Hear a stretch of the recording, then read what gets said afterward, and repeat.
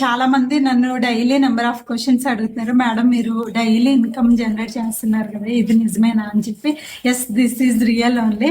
1.5 year back నేను కూడా మీ mind set తోటే ఉన్నాను నేను. సో నేను చేయగలనా ఇది, సో నా వల్ల అవుతుందా అని చెప్పి. సో నేను ఒక స్టెప్ వేసాను, నేర్చుకున్నాను, ఇంప్లిమెంట్ చేశాను, డైలీ చేస్తున్నాను.